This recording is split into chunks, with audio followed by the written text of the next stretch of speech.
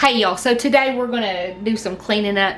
The grandkids are here and they and my son are outside walking the dog, and so I thought I would jump on here and talk to you while I have the chance before it gets noisy in here again. So anyway, that side of the kitchen, I have some things that I need to kind of organize, decant. I need to clean off my kitchen table once and for all. Let's see how that goes. And then just the typical, I did a lot of baking yesterday and just everything is kind of disheveled. So anyway, I hope you enjoy this video. Let's get to it. Today was one of those days, y'all. I was feeling anxious, I was feeling scattered, and I could not focus on doing dishes for anything. I started out with putting away the clean dishes, but you'll see once I get to the dirty dishes, I just wasn't ready yet. I was just not mentally ready yet.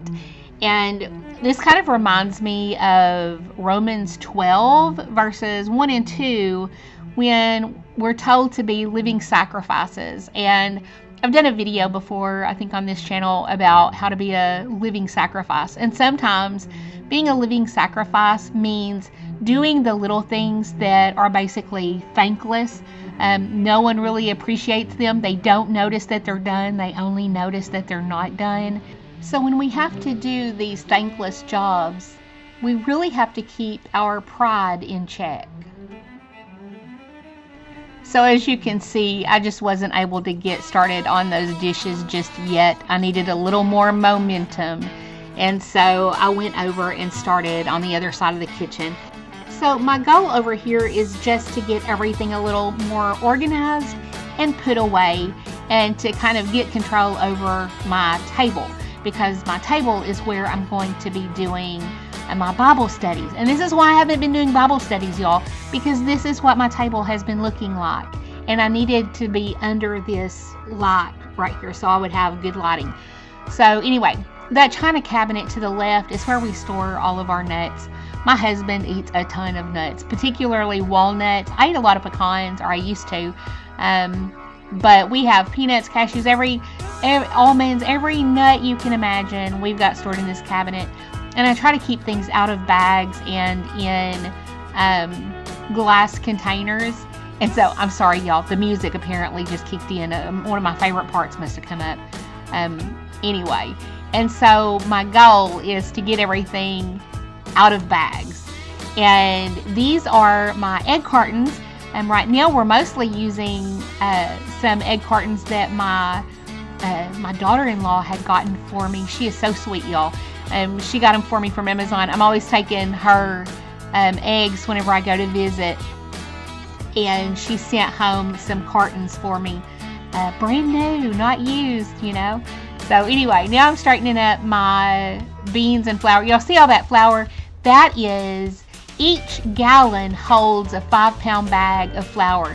And that is some of that flour that I bought a while back that was super cheap. And now I realize it was super cheap because it was probably mislabeled.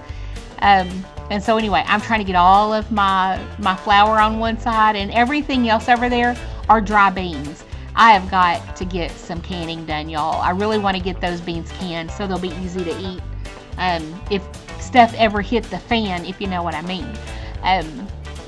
After I dust this off, do y'all see that great big cast iron Dutch oven? That was my daddy's. That was the one that I cleaned that day in that other video. And now I'm just trying to think, y'all. Think.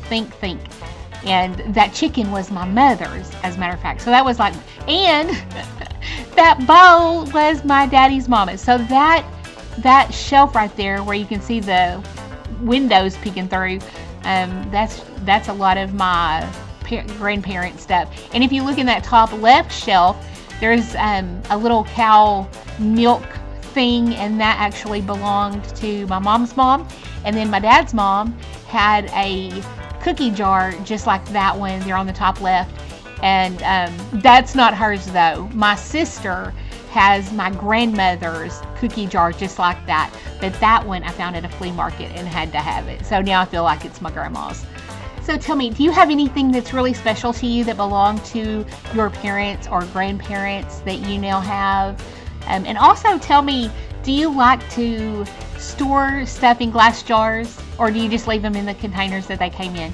You know, I just love putting everything in glass jars. Now, when all the glass jars kind of coordinate and match, oh my goodness, that just makes me super happy. But that does not always happen. That does not always happen. As you can see here, I've got all kinds of glass containers. And I'm about to show you some different containers that I am super excited about. I've had them for like 20 years, but I might have had them longer than that. But I recently had to kind of fix them a little bit. But I love these jars. And I've got like 12 of them, and they're all stashed away. But I recently broke them out to start using them.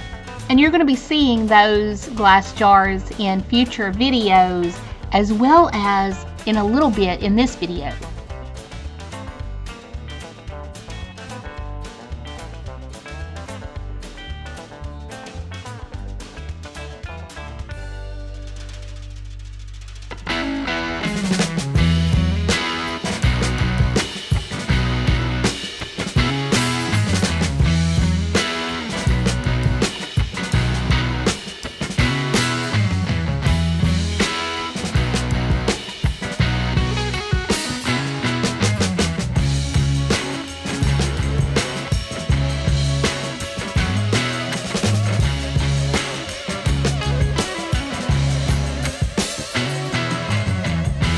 So here are these jars, and what I'm doing is transferring some Nutri-Grain bars into those jars. There's 2 different flavors, that's why I have 2 jars, and I'll take those and put them over on my counter back where I used to have my coffee pot.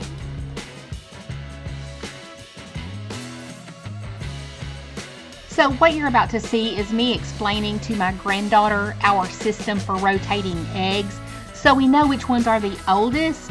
You saw with all those egg cartons, we have several colors and sizes of egg cartons, and so we rotate them. And so like we'll use all of the 12 count yellow, and then we'll use the 18 count yellow, and we'll keep track. We'll write it on that refrigerator. You know how I love to write on a refrigerator. We write on that refrigerator what one we're using next. And then we get to the bottom and we start over. And so that's how we know every time, you know, which eggs are the oldest, because they're the ones at the top of the list.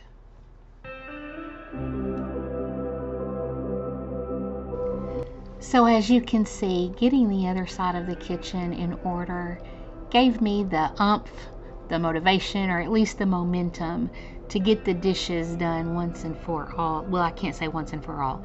They'll be dirty again tomorrow. And I know sometimes that can be discouraging, to work so hard and to just have everything undone so quickly. But we have to remember why we're doing it and who we're doing it for. Not only are we doing this to care for our families, but we're also doing this for the Lord as a living sacrifice. And we're doing what needs to be done in the trenches. Some people call it the dark work, the stuff that nobody sees. But this is where the magic happens. Because if we're doing things for the praise of men, that will be our reward. Y'all know the verse. So let's do what needs to be done, and not for the praise of others. By the way, do you see my son? This is my little man child, and he makes me look so short. I mean, I'm short, but goodness gracious, does he have to do that to me? On the counter above the dishwasher, you see an old microwave turntable. That actually operates as a Lazy Susan. In that corner right there on the right, you can see those jars that I was mentioning before. And I know this isn't a perfectly clean kitchen, tidy and organized, but it is realistic and it is much better than it was. And isn't that our goal? I love you guys, and I'll talk to you soon.